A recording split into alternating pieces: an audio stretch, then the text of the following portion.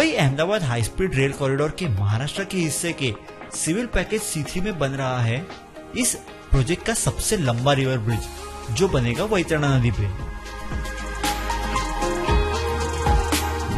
North and पे टेम्बीखोड़ा village से start होके जोव आइलैंड से होते हुए साउथ एंड पे ये bridge western railway main line को क्रॉस करेगा। इस प्रोजेक्ट से रिलेटेड मेरे चैनल के प्रीवियस अपडेट में जो अप्रैल 2024 के पैकेज C3 का अपडेट था, उसमें हमने देखा था कि इस ब्रिज के कंस्ट्रक्शन के लिए लगने वाले मशीनरी और फिक्चर्स यहाँ पे आ चुके थे।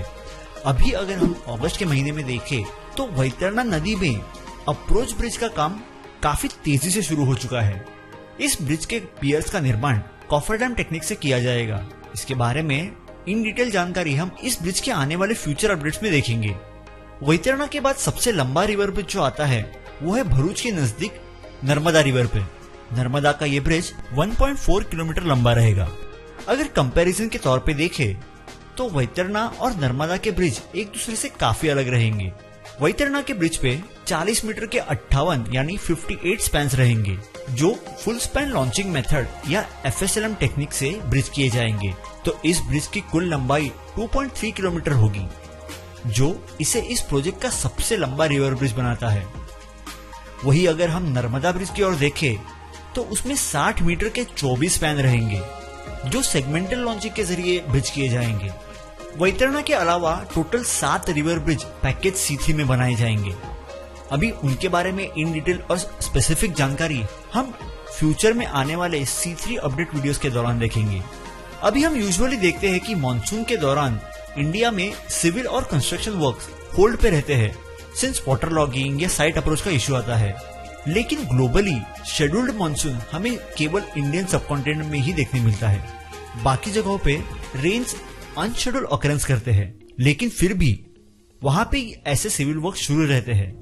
तो अगर हम देखें तो Mumbai Ahmedabad high speed rail corridor का काम मानसून के दौरान भी उसी स्पीड से शुरू है, जिस स्पीड में ये नॉन मानसून डेज में भी आगे बढ़ता रहता है।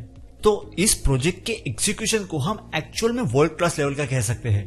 फिलहाल मानसून के दौरान भी हमें वैतरणा के अलावा पैकेज C3 में कई जगहों पर काम होता हुआ दिखेगा। हालांकि इसकी एक कंप्लीट अपडेट वीडियो मैं मानसून के बाद तो बनाऊंगा ही, लेकिन अगर अभी हमें क्विक नजर डाले तो विरार में हमें फुल शेप पियर कास्ट रेडी होते हुए दिखेगा, जो पालघर डिस्ट्रिक्ट का पहला फुल्ली कंप्लीटेड पियर बनेगा।